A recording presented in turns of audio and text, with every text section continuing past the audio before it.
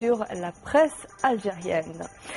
Le siège parisien des services d'espionnage français a été perquisitionné cet été. Les documents saisis concernent l'affaire Ben Barka, cet opposant marocain enlevé à Paris en 1965 et dont le corps n'a jamais été retrouvé. Le dossier est régulièrement source de tensions entre la France et le Maroc. Depuis 45 ans, l'instruction se heurte au secret défense. La disparition en plein Paris de Mehdi Ben Barka est encore à ce jour inexpliquée.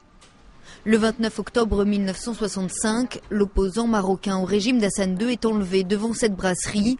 Depuis, plus de traces de lui, son corps n'a jamais été retrouvé. De 1 colonne à 8 colonnes à la une, en 3 mois, un fait divers a atteint les dimensions d'une affaire d'État. L'opération aurait été menée par les services secrets marocains avec la complicité de truands et de policiers français. Mehdi Ben Barka aurait été conduit dans une villa de Fontenay-le-Vicomte dans l'Essonne, mais impossible de savoir ce qui lui est arrivé. Année après année, l'enquête piétine.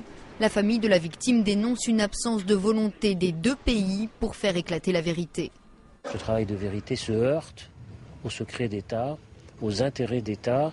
Côté marocain, il s'agit bien évidemment de préserver la mémoire du roi Hassan II. Du côté français, bien, il s'agit essentiellement de préserver de bonnes relations avec l'État marocain, sur le plan économique notamment et sur le plan politique. Dans ce bras de fer qui oppose la justice à la raison d'État, cet homme, Patrick Ramael, le 10e juge chargé de l'instruction, vient de remporter une première victoire. Le 29 juillet dernier, le magistrat a réussi à perquisitionner le siège des services secrets français, boulevard Mortier à Paris.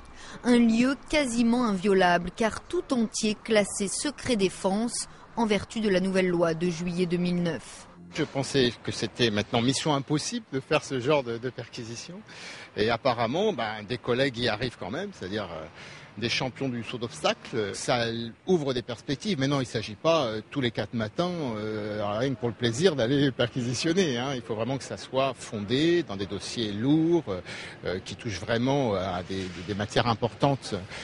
Voilà, donc comme ce dossier-là. Le juge Ramael s'est présenté avec le président de la commission secret défense et un préfet. Ils se sont fait remettre une vingtaine de dossiers concernant les différents protagonistes de l'affaire, de hauts dignitaires marocains qui pourraient être impliqués, et le volumineux dossier du défunt monarque Hassan II en personne, de quoi peut-être dénouer le mystère Ben